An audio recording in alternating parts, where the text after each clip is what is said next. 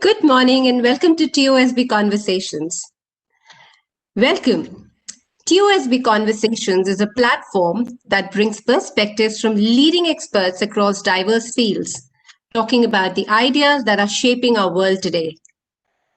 Since the pandemic has broken out, people have taken to online learning and interactions in an unprecedented way. TOSB Conversations is a platform where we partner with our leading speakers and experts to create engaging content on the most pressing concerns and possibilities of the current world. Welcome. I am here, Shruti, an executive coach and an inclusion consultant. And in today's session, we will be discussing the new trends in the career planning game 2021. Our session today is for those who want to reevaluate career and life options in view of the impending changes. Senior, compassionate, responsible leaders who want to think about the well-being of securing the future of the team members. We hope this session will trigger self-reflection on career management and prepare you for the VUCA 2.0 future of work. I have today with me Sandip Ghose. Sandip is an experienced business leader who has held a variety of leadership positions in industries such as FMCG, media, and cement. A prolific commentator on current affairs, he's an invited columnist on several publications. As a frequent speaker and ICF accredited leadership and life coach, he's also sought after for his advice to senior leaders and passionate about grooming the next generation of leaders for succession.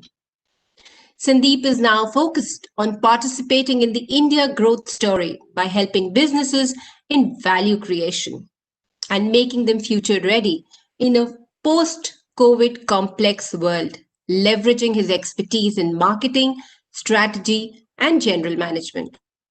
Welcome, Sandip, to our session today on TOSB Conversations. Thank you, Shruti, for the introduction, and it's a pleasure to be here with all of you. Thank you, Sandip. So, Sandip, would you like to start the session today by talking about what's happening and, the way things are unfolding given the COVID world? Well, I probably would like to start with a few caveats. One of the most cliched and I think abused term nowadays is the new normal. And I believe there is no new normal. And the only new normal will be there's no new normal. Because it's going to be a highly disruptive world. And the second thing, which is also proven, which I'm very skeptical about anybody calling herself or himself an expert. Because as we have seen, whether it's to do with the COVID or whether to do with how the economy would unfold, every new prediction is only proven wrong the next day. So nobody really should pretend to be either an expert or having that wisdom. So the key would be, I believe, as a very young colleague from my old company taught me, that it's going to be a world of disruptions. Each day a new disruption. And all of us will have to find our own way of coping with it. And that goes for everything, whether it's for business, whether it's for individuals, how we shape our future. Interesting. It's interesting when you say that, there's not going to be any new normal and there's absolutely no normal.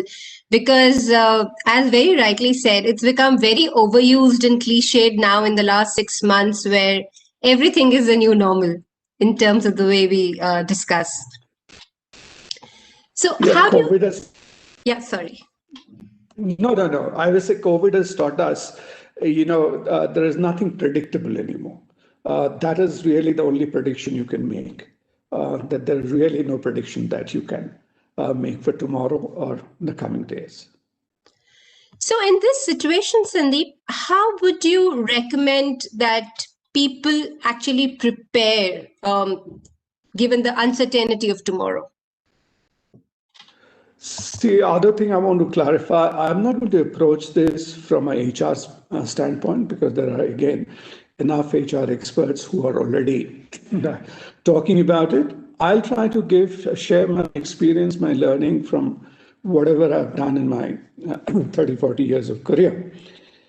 It used to be said, I don't know who said it, Steve Jobs most probably, that every individual must treat himself like a brand and treat his entire career like a brand life cycle. I think today I'd go a step forward to say each person must treat themselves as a strategic business unit. So just like an enterprise seeks to maximize its value, both in terms of in terms of material values as well as in terms of extending the lifespan. All of us have to look at our careers in a very entrepreneurial way. And there are therefore no, shall I say, holy cows or anything given. We have to constantly evolve depending on the situation. And so when you're talking of careers or how, whether it's a COVID-19 or the disruptive world will affect, again, there is no one-size-fits-all solution. Whether, be it you look at it in terms of age group or seniority in the organization, or in terms of specific function. So how it would affect somebody in marketing could be very different from what it's going to affect somebody in the services. So each one will have to look at it from his or her perspective and move forward. Very nice, and I think it's so nice when you talk about each one will have to look at it from their own perspective. So, are you saying that as businesses reinvent themselves and people reinvent themselves, they'll have to continuously evolve? Yeah, they have to. I think there is no other option. And as I said, they have to shed old templates. Old templates won't work. So there are no, when we joined our career, we had some role models, somebody's career path, everything to follow. And in fact, those days, the general feeling or saying used to be, once you've joined a company, your career is in the hand of the system. It'll take care. Your Janampatri or Kundli is made by the organization and they will. The company where I started my career had this famous tagline at the campuses, which many would recognize. We don't have, they would say, we don't have any jobs to offer, only careers. And so once you join us, we carry you along like on an escalator. Now that's changed. Nobody really can follow, past set prototypes or everything. And therefore, I think this is, first of all, most relevant for youngsters who are today entering their careers. The first thing I would caution them, if I may, is don't look at your seniors, how they have made their lives. Okay, you have to really chart out your own path.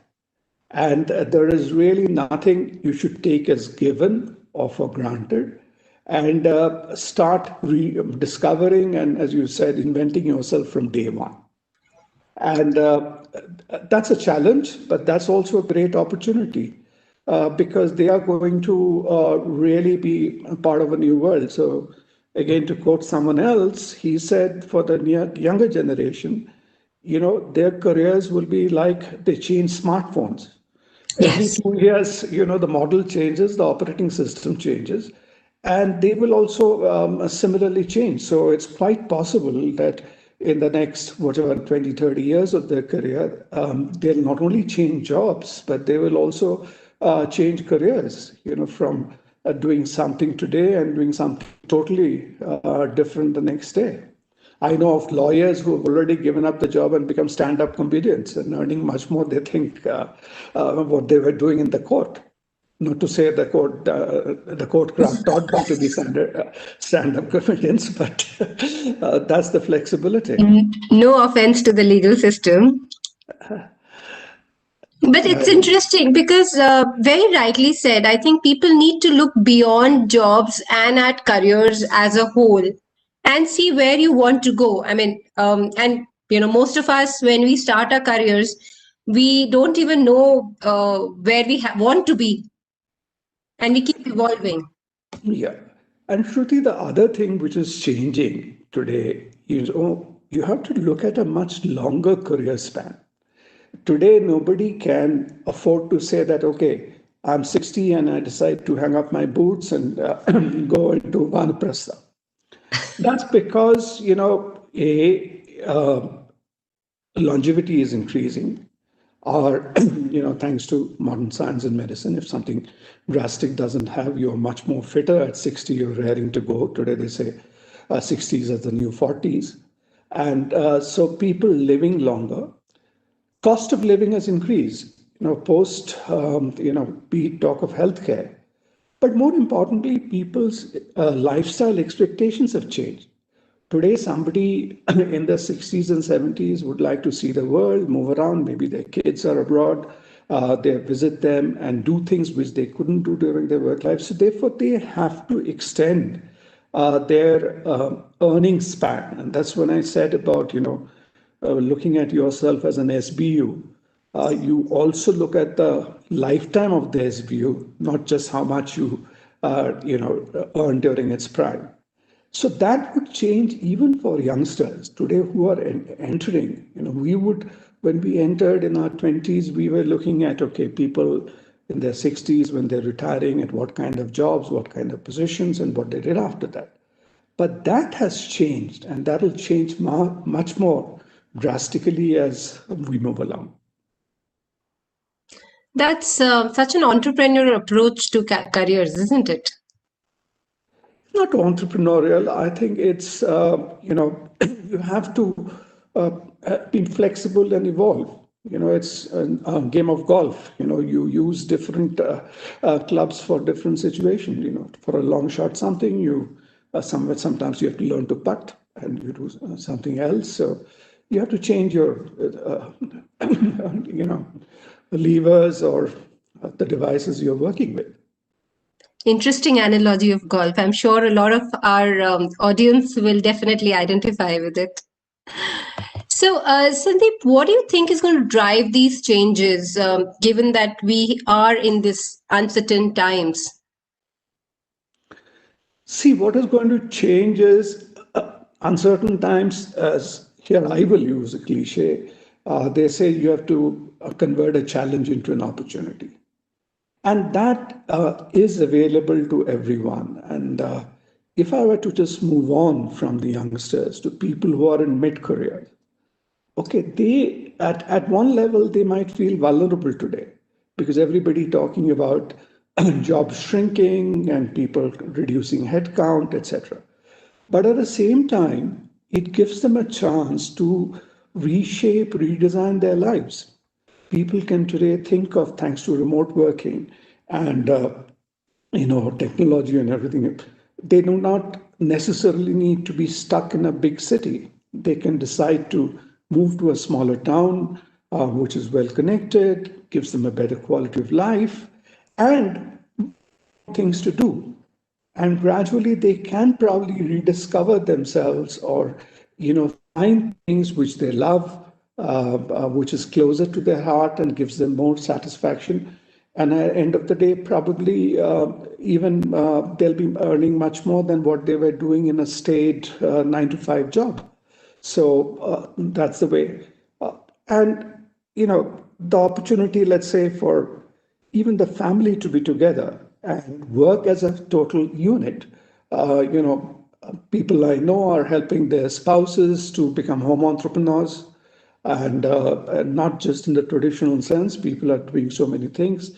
Kids earlier who would be going away to study to campuses, thanks to again distance teaching and remote teaching, they are able to spend more time at home. So it's a chance to reformat your life as well. So it's interesting you're saying that. I remember thinking about this myself a couple of weeks back, and I was wondering. Right now, it possibly seems easy to move to a small town and work from there because most businesses are working from home. But eventually, say 2 years down the line or 1 year down the line, if when hopefully life comes back to normal, or whatever is the new normal, what will be then, um, Do you think it'll be easy to work completely from home? I think the life will change beyond what we can imagine today. And that was, I think, the first mistake people made when COVID started, to think this is a temporary phenomenon, it'll blow over in 2 or 3 months, and we'll be back to square one. And that's the realization, which is coming to people, that things may not change. And tomorrow, whether COVID is there or something else, COVID 2.0 comes or something, there could be I other hope kind not. of disruption. I hope not too. But you see what we have seen. Countries which had said that they are, people had talked of flattening the curve and they were out of the woods, they're also coming back again to back to lockdowns, and so many things will happen. So instead of waiting for things to return to normal, it's better you plan your life that way. I know of someone, Shruti, who is in the same space as you into coaching. They moved from Bombay to near Chikmagalur, in a very idyllic town, and where the wife is practicing farming and organic farming, etc. And the spouse is doing long distance coaching. He has set up a coaching company, and not doing coaching only in India, he's doing overseas as well. So they have put their life in, radically different. I don't think that 6 months ago they would have really thought of moving out of Bombay in this manner. It's interesting, and it's interesting. You're also talking about real examples where people have done it. I guess it's just something that we'll all have to see how this progresses eventually when the world. We don't know how it changes, like very rightly as you said. Uh, we've been talking about changes. We've been talking about changes at an individual level. We are also talking about how people can make those changes, what will drive those changes. What do you think, and how do you think it's going to impact different individuals? Say, when we talk about individuals who are starting their careers, or individuals mid-career, so on and so forth. See, we talked about the mid-career people. I think they need to take a hard look, both in terms of life options and what they like to do, and what is the reality around them. Because I genuinely believe, people get worried about AI and Industry 4.0, etc. But overall, jobs are not going to shrink. There will be still enough jobs, maybe the formal jobs within the organization, those might shrink, but there'll be enough happening around you. And those are opportunities which is for you to jump to and make a transition to. And here my thinking, I've been very influenced by this gentleman, Charles Handy, who I think, kind of straddles somewhere between philosophy and management and leadership. And Charles Handy said the biggest challenge, though, will be to decide the timing of that shift, when you do that shift, because the key is to move from one sigmoid curve to another, which is when you find your own career curve, etc., either dipping or plateauing, you try to move on to the next one. But when to make the shift, that's the crucial question. Again, Charles Andy has this beautiful expression, he's from Ireland, and he calls it the Davies bar syndrome. So he says in Ireland, there are miles and miles where there's nothing to be seen, and you're driving on the road and you stop by, ask a local for directions. He says, oh, you're going there, very simple. You go towards Davies Bar, but 10 kilometers before that, turn left. Now, you don't know where Davies Bar is.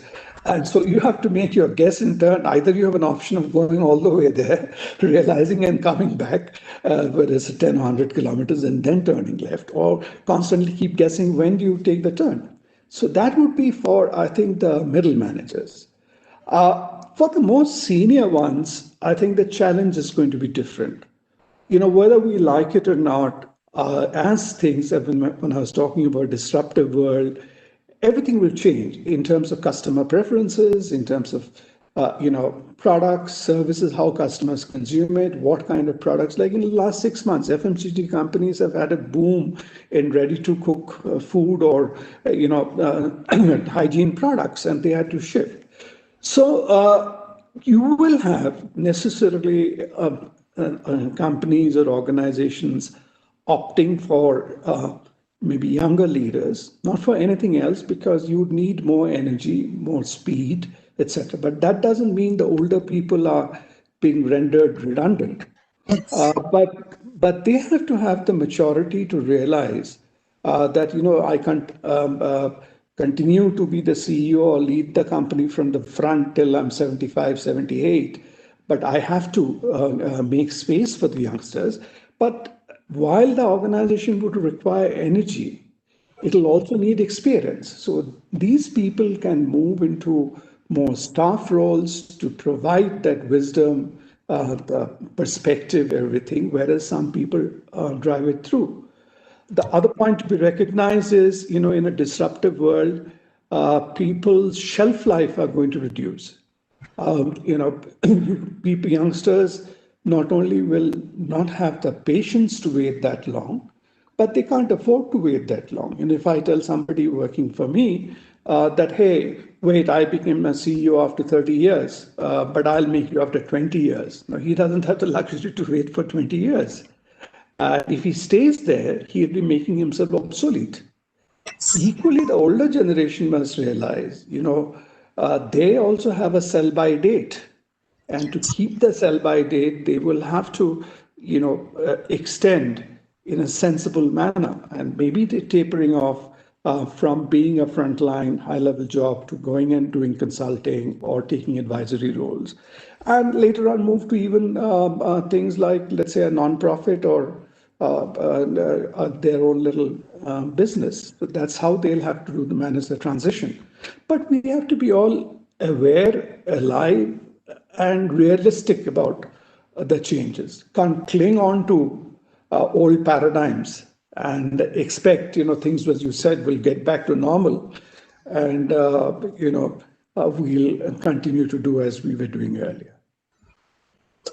It's interesting, but that also means that we need to be constantly on the lookout for signals and indicators to know exactly when to make that shift and when to make that change, and to know that, I do not have so many years, so if I need to make that change, it has to be now, from a career perspective. See, Shruti, you're a coach. I don't have to explain to you. I think the signals are always there. What is not there is we don't look within. So the realization has to come from within. There can be hajar signals, telltale signs, writing on the wall, everything. But you develop a blind spot, you don't look at it until you're looking at yourself. If you look at yourself, you realize where I want to be. In terms of my holistic quality of life, rather than looking at maybe just designations or levels or, which we have been traditionally used to thinking, then you can make these bold moves, that transition. But so I think that is very important. And that's why we started by saying this is a moment of reflection. That is one thing really positive which COVID has taught us. It has taught us that, it's time to take a pause, do a reset, and think about what you want to do with the rest of your life. Would you like to give any off-the-cuff points to our audience right now, Sandip, about how to identify those signs? As both of us are aware, the signs are there. It's just that we don't reflect. And most of us are so busy going through the rigmarole of life. This is what is happening to us at this point in time, the family, the kids, this, that. What do you think can be a quick way for people to understand that, yes, there are signs and signals for us to understand we need to make a change? See, first of all, people need to see that if you just can't keep your eyes shut. Okay, that is not going to, if you keep your eyes shut, doesn't mean the world is not going to change. You can suddenly, that is where you can have the element of surprise and you can be thrown off your. Two things I would say, rewinding a little, and it starts right from the beginning. The key will be constantly reskilling and upskilling yourself. So even youngsters today, I advise them that don't front load your qualifications too much. Leave gaps, because what you learn today will become obsolete 10 years down the line, and or you may like to take up a totally different job. So you want to become a musician 10 years down the line or something else, you have to learn that skill. And people will have to set aside a bit of a kitty for taking those career breaks. And career breaks will become normal. Nobody is going to hold it against you.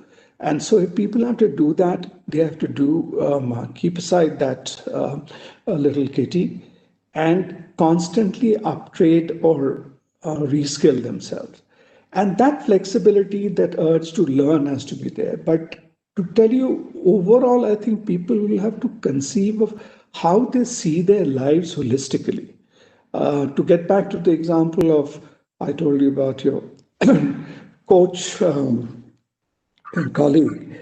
Now, if they had perceived the life together in a particular manner, it becomes easier, because then he knows, okay, my wife was a working spouse earlier in the city, but she would have loved to do this farming, and that farming she'll earn as much in doing that, but that's the kind of overall life you'd like to lead.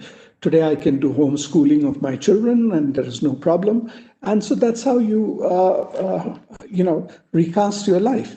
Rather than expecting that where you can be mistaken, if you cling on to this, that, okay, I'm today a CEO or a SVP or something there, and I need to continue on that and look for another job which will give me the same designation or status.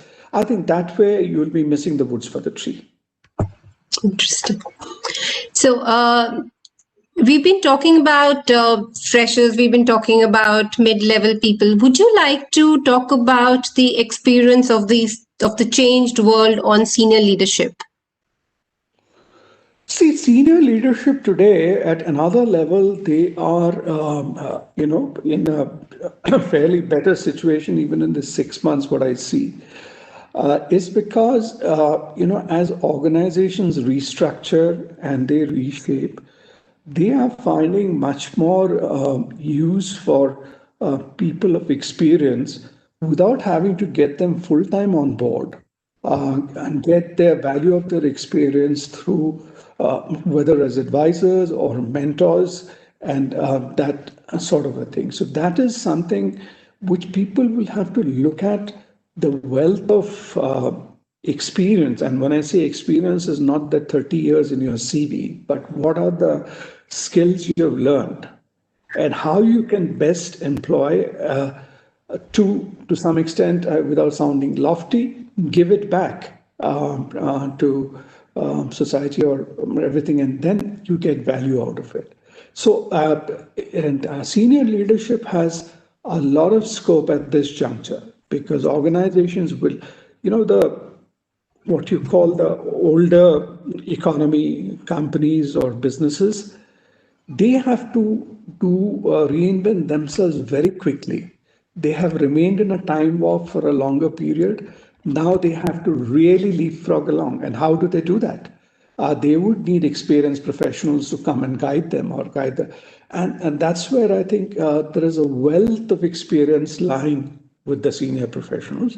What we must be clear at, and I think overseas people have always been open to it, that there is nothing wrong in tomorrow going and working for a younger entrepreneur or working under them or doing something else, not be hung up on your status or your age, as long as you're getting satisfaction and you're providing value and getting value in return.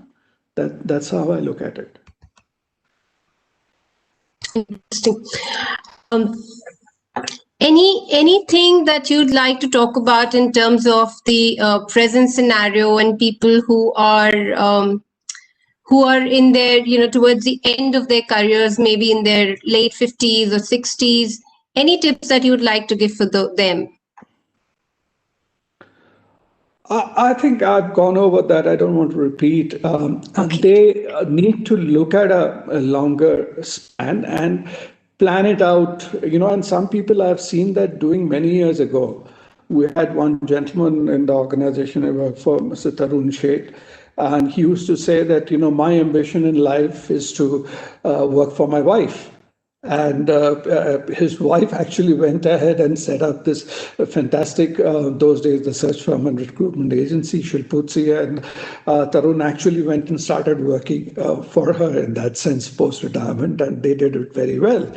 And another friend of mine, more recent, he set up his wife for a florist business, and she is one of the COVID has changed, and now they don't have too many weddings. But she was one of the biggest wedding decorator, all over, very sought after all over the world. And he was looking forward to retiring and working for her. So there could be a variety of things. People I find go and join their children and doing well, and some are actually getting into very soul-satisfying work in the non-profit areas, in the in the social sector, those ways. I think people will really have to look at that.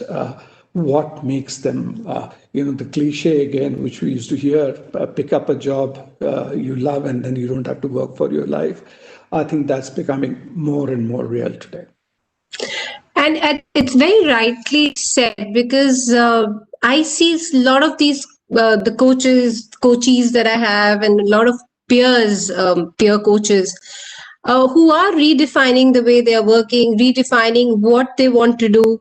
I think it's also a very, as you've been saying, time for reflection for all of us to see, even in terms of coaching, for example, or in terms of any career, what is it? What is the output that I want? What is the outcome? So it's not just about doing your run of the mill job and earning your money. It's also about what I'm doing. Is it giving me the satisfaction that I seek?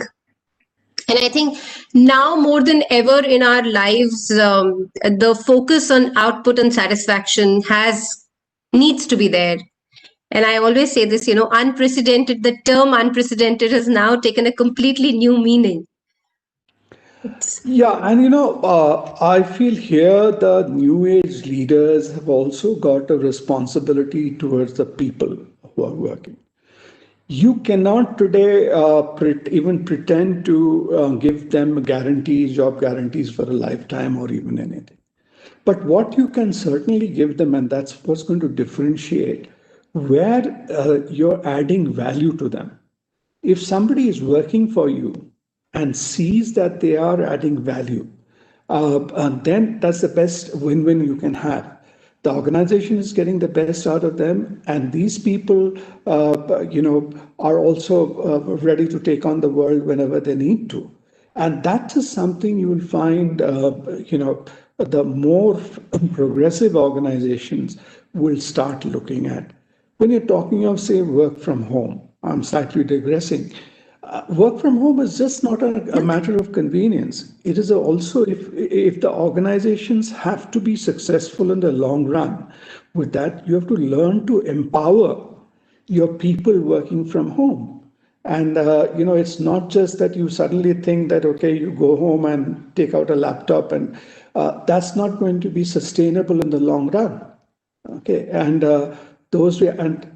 if they have to do work from home, say people in the frontline jobs, etc., they will have to get empowered. By empowered, what do I mean? I mean that they will probably have to get access to better, software or apps by which they're dealing with people. A simple thing, might sound very, very mundane and basic. Today, if I were to work from home, and if I don't have a good internet connection, you can't operate with a dongle. And earlier you could, or maybe a simple Wi-Fi. But today you have 4 people working at home. Your spouse is working. Your kids are doing online classes, and you're sitting there. So how do you do it effectively? So organizations will have to facilitate that. Organizations can't think of, earlier they would look at managing maybe 100 workplaces, work sites they had. But today, effectively, when you're getting into an atomized workspace, each home becomes a workspace for so if the child is unwell in that house or your spouse is unwell, the company cannot turn their eye off and say, that's your problem. Look, I want this work and get back to me. They will have to provide that support system. If they want people to go and do customer service, they just can't push them to say it's your problem how you look after your customer. You have to meet your targets. Okay, so they will have to start looking at it in that way, provide the support, even for family members, not just psychological support, to some extent, helping them to reskill the points I mentioned earlier. If the people have to look at doing things on their own, they also would need reskilling, and sometimes organizations can help in that. Job rotations, giving people multi skills, all that they will have to do to be able to differentiate in a highly competitive space in future. It's interesting when you just mentioned about, the organization cannot turn a blind eye to what's happening at home. It's interesting because I think now more than ever is the need for creating psychological safety in your teams. I think more than ever for the leaders, it is important that they're able to speak to their teams and create that sense of trust and safety where a team member can walk up to their leaders and say, okay, I need your help because there are other things in the home that need as much importance. And organizations and leaders cannot, as you just rightly said, cannot turn a blind eye because things are happening. And you were talking about bandwidth. It's hilarious. I have literally had to turn my entire house into a LAN connection because it's the same laptop bandwidth. And with 4 people or X number of people in the house, unless you have a good wired connection, after some point, the Wi-Fi just, refuses to function. So very, very rightly said. And people, have to. I know organizations haven't looked, and I was looking at some survey the other day. They said before COVID, a lot of people never talked about VPN or other stuff. But today they realize that if somebody has to work from home, he can't be transmitting data through a dongle, or he has to work or just do a spreadsheet and come home. So you're an entrepreneur, so you have done your LAN. But organizations will have to provide. But more importantly, Shruti, here we're getting into mundane stuff. The thing is, as an organization, tomorrow if I have to tell somebody, sorry, I'm having to cut down numbers or I don't have the space and you're out on the road, that's not going to work because then you're being very unfair to the person. While you also don't have the luxury of carrying the excess numbers, you may have to have also a transition plan by which you carry people along when you're not giving them maybe the same increments or the same level of things, so thereby preserving jobs for a while longer, but utilizing that period to train these people for doing something new. Give them the options today. You've got online courses, online programs. And when we talked about how people need to plan their careers, everybody may not be able to take time off to go to school, go back to business school or something. But today, then, so many things you can learn online. And say if organizations provide some kind of support, I know of organizations doing that. They have the L&D systems, big organizations are providing the people to train themselves or take diplomas or courses. So if you do that, then you have a better chance. You might find people actually walking up to you and telling tomorrow that, okay, fine, I think I have a better opportunity to go and do this back in my hometown or somewhere. I would like to go, as opposed to you suddenly one morning somebody walks in and sends out notices to say, okay, 100 jobs gone. So what we're looking at is that at one side, we have individuals who need to start rethinking about what they want and satisfaction and output and what life is overall about rather than just the run of the mill 9 to 5 jobs. We're also looking at organizations that now need to start focusing on empathy, psychological safety, nurturing their talent more than ever. I think that the softer side of humanity, I think now needs to come forward. And people will look at, as I said, the core rather than the frills or the external manifestation of it. I'll give you, you asked for live examples. One industry I know slightly better is the media industry, which is, if you look at it at one level, what are you doing? You're producing content. Now, the print industry has had, as you know, a bloodbath in the last 6 or 7 months. But the need for content has not come down. Individuals, whether you're doing a coaching or whether you're running another business where you're moving to online marketing or social media marketing, there is huge demand for content. And the people who have been able to make that transition to become content producers or content entrepreneurs, so to speak, they have made a great transition. And so that is when you're talking of opportunity, that is the way people need to look at opportunities, and organizations will be able to also help. I know people who have been retrenched from organizations, but they have come on board as content providers. They're writing content for them and giving them the free time to pursue other things as well, rather than having earlier you're stuck to the desk and the job for, in media, it's not 9 to 5. It is 5 to 5 in the morning, but so it's they're doing things. Great. We have tons of questions as well, which have come from the audience. So I will start with a couple of those to begin with. We have a question from Mr. Deepak Verma. He's saying, how does one prepare for new challenges after spending 25 plus years in a career? True. Deepak, what one has said is the challenges which you are saying, I think essentially it'll come from opportunities. You need to take a do a stock taking of what are the competencies you have built and how those competencies are marketable. Okay, and that marketability of that, if you see, and which is obviously linked to your skill set and also your interest set. So you've worked somewhere for 25 years. Forget about that bit that, okay, a lot of people write to me, I've got 25 years of marketing experience. The marketing experience is not the point. What are you good at in marketing? Are you good at, developing new markets? Are you good at creating in a route to market situation? Because people will need new route to market solutions today as things are changing. Seek that out, and then you can actually go with your competencies to people, not necessarily looking for a full-time job in that sense, but say, this is what I bring on the table, give me a chance, and I'll prove myself. And if you do, then there'll be maybe others who are coming your way. Okay. I hope Deepak's got the answer to what he was seeking.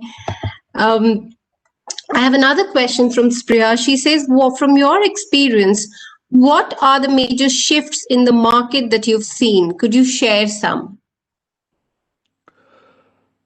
Market which is happening today, I think, people are far more, I think, open to both individuals are open to taking risk and organizations are open to taking risk, because the commitments are mutual. You come and you deliver, well and good. If you are not able to deliver, it doesn't work. And similarly, if you're joining me, if I'm not able to give you the playground or that kind of opportunity, you have no, again, commitment to hang on with me for that long.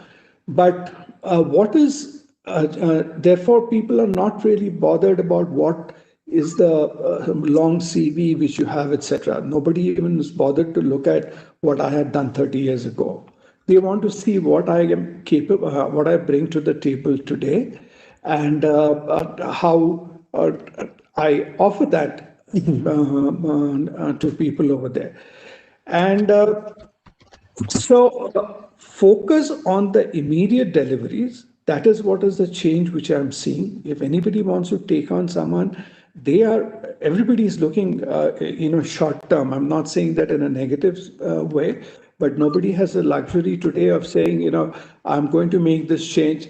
When we, digressing again, when I used to work for an FMCG company, to launch a new product, you probably take 2 or 3 years. You'll do so many tests, etc. But I see the slew of launches FMCG companies have done in the last 3 months on any of these categories, whether you talk of on personal hygiene or something, is unbelievable. And some of that, so they may require someone, but who's able to deliver and turn around. He cannot today come on board and say, okay, now let me go and do the market research, let me do this test, and we'll be ready to launch next summer. That doesn't work. And so if you are bringing the right skill sets, people will be very willing to take it on immediately. Great.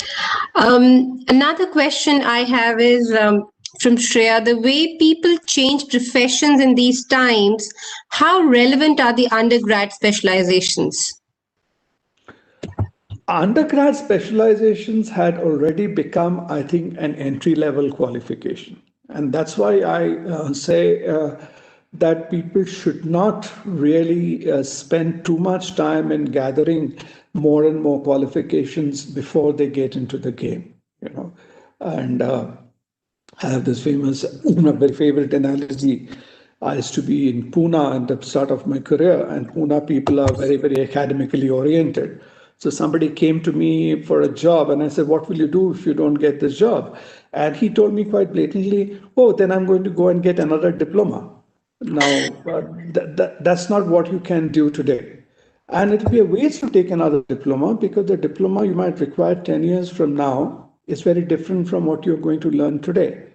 So undergraduate thing is I think entry level. And even if you were to look back, if you look back at people, the older generation people, how many engineers I know who qualified from IITs, etc., and today selling soaps, okay, or doing something totally different, which has nothing to do with what they've learned in school and college. But then that's what you will tell people, that why do you add on? And if you've got a good undergraduate, it's given you the basic tools to get on with life. Jump in, learn, and then you can always, pick up either skills on the job or doing something on the side. Great. I'm sure the IITians will not like to hear what you just said, as true as it may be. Yeah. So Parul wants to know, would you like to shed some light on which career you think will die down going forward, and which one do you think is going to rise? See, I think that would be a very, very unfair comment to make. And I'm certainly, I would not pretend to say. But I genuinely believe nothing will die down. Everything will have to renew, re-engineer, reinvent themselves. Now, how you do that particular kind of job might change, but it's nothing that is going to totally disappear as long as we are what we are. And while there'll be a flavor of the season, you might get in the next phase people who are more digitally savvy, who are more tech savvy. Those things may take, but that doesn't mean they will replace all other jobs. And it's being increasingly recognized. AI cannot take away jobs per se, but ultimately not. But people will have to, one hand, you'll find that maybe some support services people are looking at in travel or admin, those are disappearing. But at the same time, the whole thing is changing. There are so many people from India I know who are working as virtual assistants all over the world, and taking advantage of the time difference. And they're probably doing much better than what they were doing in a 9-to-5 office environment. Yeah, and I think exactly how you and I have been discussing in the last hour or so, that we don't know. There is nothing like a normal. There is nothing which is predictable. There is nothing which we can expect right now. So giving an answer about what may rise, what may not rise. We just don't know how the market is going to turn. And that's where the point is the skill set. People are saying the hotel and hospitality industry is going through a downturn. But what you also learn over there, I attended an excellent seminar or webinar on the hospitality trade. They said the skills you're learning in hospitality trade in terms of customer relationship, being front-facing customers, the service attitude, etc., that's got huge amount of takers in other adjacent industries, places, whether it is facilities maintenance or the other whole host of service industry which is coming up. And so you find people moving from hospitality to healthcare. Healthcare is booming. Not a nice thing to say, but thanks to COVID, hospitality may be down, but there are people from there moving into the healthcare sector because they need front-facing marketing people, etc. Another question we have from Priyadarshi is that, dear sir, he says, can reflection be done with self-help, or do we need the help of seniors? It entirely depends on, I think, individual to individual. I have seen in my lifetime some of my contemporaries and people who have been so clear about their objectives and what they want, and they have just moved on. Some other people have needed counselors, or not counselors really, mentors or people to guide them and take them forward. So it depends on your level of self-awareness and clarity, but we should not be shy of seeking help when we need to.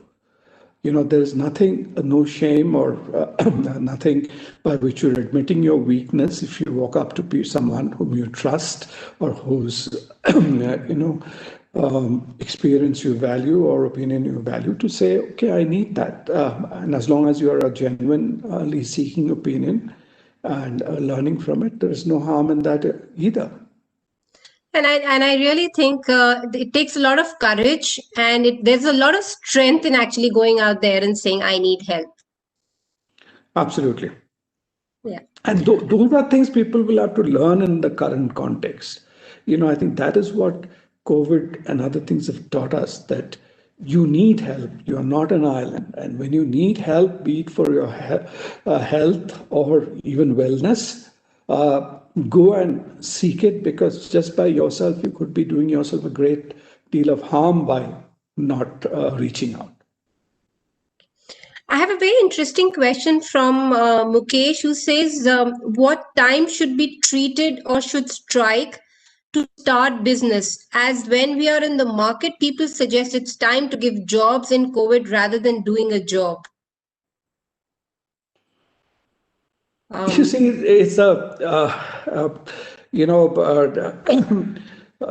Prime Minister's favorite statement: from job seekers, you become job givers, or, so you do. So if you can do that, great. But sometimes even by being in service, doing a job, you can be creating jobs in so many ways for people outside. And it's, traditionally somebody asking you for a job could be saying that, okay, we were all hung up on being on the roles of a company, etc. But without being on the roles of the company, you could be creating so many jobs for people in that situation. So that's another way of you're doing so. And while doing that, you may realize, oh, I can become an entrepreneur myself and create many more jobs that way. That's a call you can take when you're confident. Sure. Yogesh is asking how to improve performance in the current market scenario. What are the main focus areas to improve skills for marketing people? One is, everybody needs, you need to be, I think, in touch with people much more than what you were probably in touch earlier. But when you're in touch, you have to embrace new means and technology to be in touch. Because people will, while people want to be in contact, but they are not expecting you to be coming to their counter, sitting there. That would be actually a drag on them. But if you are able to do that, staying in touch in a more smart, technologically smart way, that would give them a lot of confidence. And there you have to become structured, but give them the thing that they can reach out to you or you're at call and vice versa. And that would be a big thing rather than trying to overcome the odds and say that, oh, I'll take chances and I'll travel 100 kilometers to meet my dealer or go into the market and do market working. That may not work. You have to also use technology to your convenience, and you'll be surprised that how easily people adapt to technology. And people who otherwise may not be very savvy in terms of communicating on emails, etc. But now, thanks to our these voice and video stuff, people are able to do that much more freely.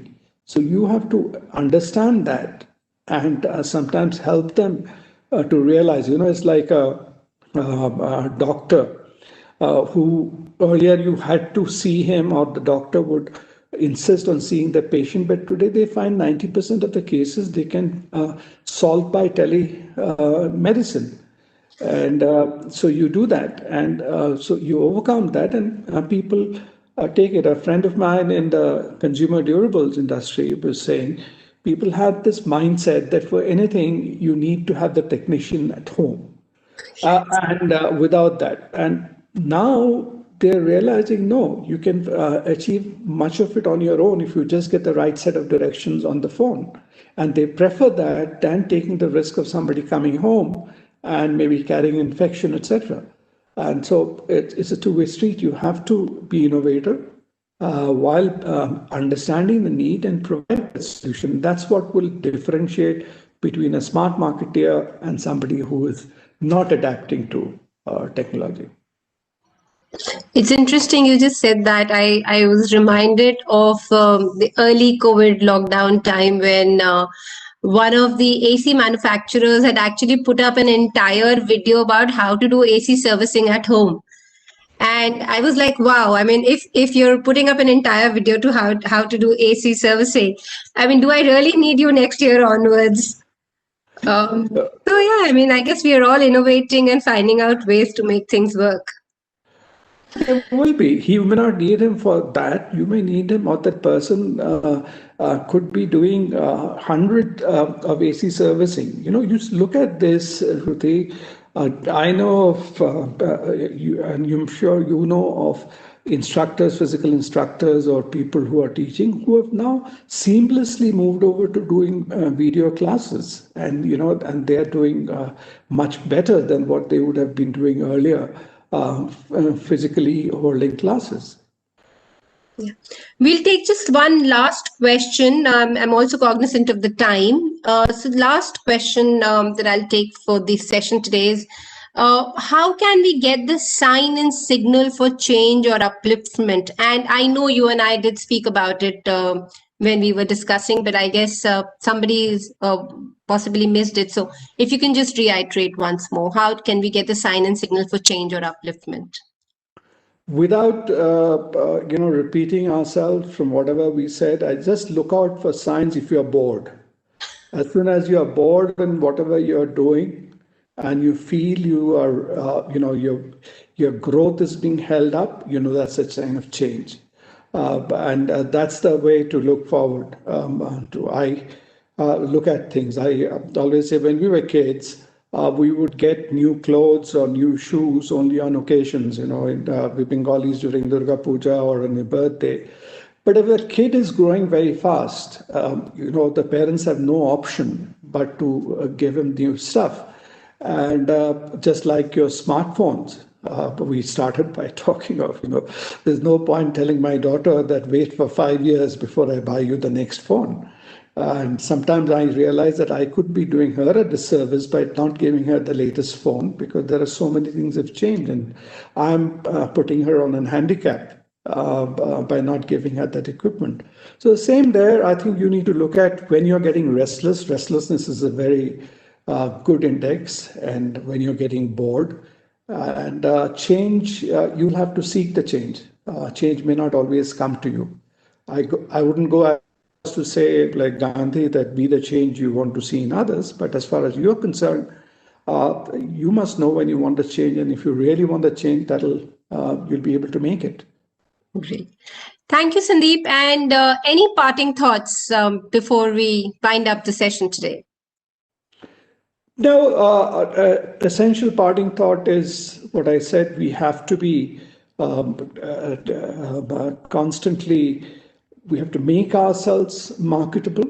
And to be marketable, we have to update ourselves continuously and stay there and be in sync with your inner self, so that when you're talking of marketability, you're marketing your skills, not marketing yourself. You're in that sense. So if you're in sync with what you want, what you're good at, and continue sharpening the saw, I think life can be interesting despite challenges. Thank you so much, Sandeep. Thank you. This was lovely. I got to learn a lot. I'm sure our audience got to learn a lot. And thank you. Thank you so much for being here. My pleasure. I hope people found it interesting. I thoroughly enjoyed the discussion with you. Thank you, Shruti. Thanks so much. Thank you, Sandeep.